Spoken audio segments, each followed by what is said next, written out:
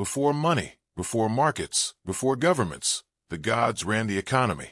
For 2,000 years, the temples of Mesopotamia controlled the wealth, labor, credit, and power of the ancient world. Think about that. While kings and soldiers fought for land and glory, it was the priests, through spreadsheets written on clay tablets, who truly ran the flow of wealth. Grain, silver, labor, and resources all passed through their hands, making temples the world's first central banks. But here's the twist. What we now call banking, accounting, taxation, and even state budgets were invented not by economists or politicians, but by people who worship gods. Temples weren't just sacred places. They were economic powerhouses. Before we dive deeper, hit subscribe. History is full of secrets hidden in plain sight, and this story will change the way you see money forever. Around 3000 BCE, in the Fertile Crescent between the Tigris and Euphrates rivers, a civilization emerged that would invent writing, law, and organized states. But one of their most profound contributions to history wasn't a king or a warrior. It was the temple system. Temples owned vast lands. They controlled farms, pastures, and irrigation canals. They employed thousands of workers and artisans, paying them in rations of grain, beer, and oil. Workers were not merely laborers. They were part of a controlled economic ecosystem where every transaction was recorded and every asset accounted for. Cuneiform writing, what most people think of as the first writing system, was invented primarily for accounting. Temple accountants weren't writing myths or poetry. They were recording loans, debts, rations, and contracts. Every clay tablet was a ledger, a check, and a record of trust. And the temples didn't just keep money or goods. They lent it. If a farmer needed seed or a craftsman needed tools, the temple would issue loans, often with terms, interest, and repayment schedules. In effect, temples were the first banks, regulating the flow of credit long before modern finance existed. The Sumerians, the first urban civilization in Mesopotamia, laid the foundations. Around 3000 BCE, temples were the largest landowners in the region. Farmers paid taxes in crops or livestock, which the temple stored and redistributed according to societal needs. Why did this system emerge? Partly out of necessity. Irrigation, agriculture, and trade were complex, requiring coordination. Temples became centers of administration, ensuring that water, labor, and food were efficiently distributed. They were, in essence, a combination of government, bank, and corporation. Each temple acted as a mini-economy. They maintained inventories of grain, silver, and livestock. They ran workshops producing textiles, pottery, and tools. Every step was logged in clay tablets, creating transparency, accountability, and trust, long before money itself existed. By 2000 BCE, in Akkad, Babylon, and Assyria, temple economies had reached new heights. Temples employed thousands of workers and artisans, creating entire industries. Workers received rations instead of wages, daily allocations of grain, beer, oil, or clothing. It was a closed-loop system. The temple provided for its laborers and collected their output, reinvesting it in infrastructure, trade, or religious offerings. Temples also issued loans. Farmers could borrow seeds or tools. Merchants could finance trade expeditions, and construction projects could be funded. Interest rates were applied carefully, and repayment was strictly monitored. These loans created an early form of credit, with the temple acting as the lender, regulator, and arbiter, a role we now associate with modern banks and central banks. It's astonishing to think that thousands of years before the first European banks, priests were balancing ledgers, issuing credit, and maintaining trust in a system larger than any kingdom.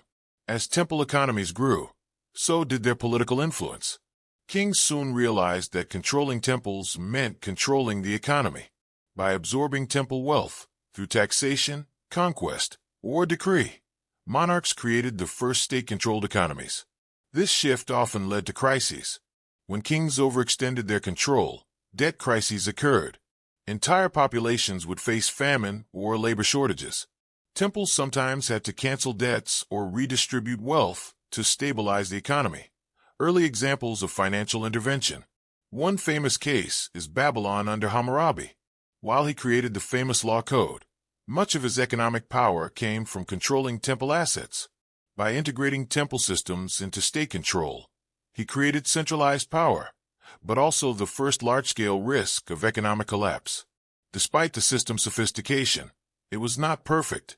Inflation, mismanagement, and corruption occasionally threatened the stability of temple economies.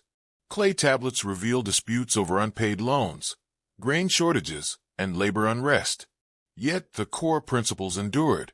Record-keeping, standardization of wages and rations, and controlled credit survived centuries. Even as empires fell, the ideas embedded in the temple system, banking, accounting, taxation, and credit, persisted. The collapse of one temple or city-state rarely destroyed the concept.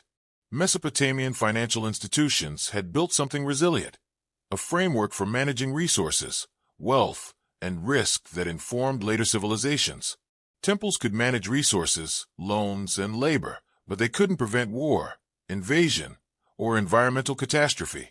Floods, droughts, or conquest by foreign powers could wipe out surplus, disrupt trade, and trigger economic collapse.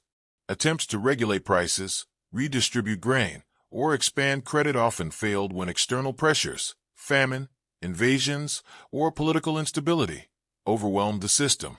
This teaches a timeless lesson. Financial systems can structure economies, but they cannot fully control external shocks. Modern parallels abound. Central banks can manage liquidity, but they cannot prevent pandemics, wars, or global supply shocks. Today, banks, governments, and corporations rely on systems that mirror Mesopotamian temple economies. Central banks issue and regulate currency, just like temples controlled credit and rations. Governments tax citizens and redistribute resources, echoing the temple collection of grain and livestock.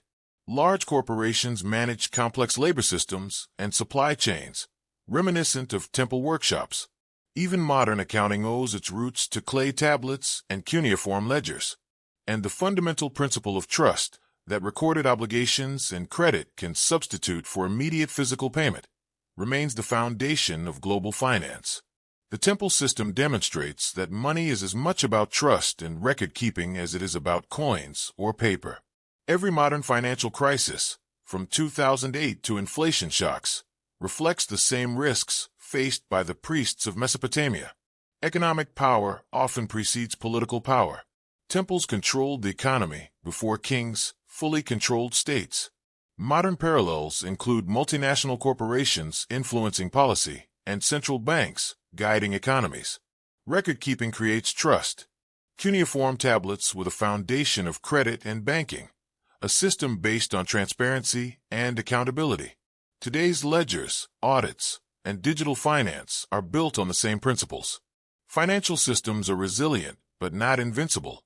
Even the most sophisticated temple economies couldn't prevent external shocks. Modern economies must prepare for unforeseen crises with the lessons of history in mind. Next time you swipe a card, check a bank balance, or hear about central bank policies, remember, the concepts behind modern finance are thousands of years old. Money, credit, and trust are human inventions, and their power has always shaped societies, for better or worse. The Mesopotamian temples were more than religious centers. They were the blueprint for all economies that followed. Understanding their rise and fall can help us navigate today's financial challenges and prevent history from repeating itself. If you want more hidden financial truths from history, hit subscribe.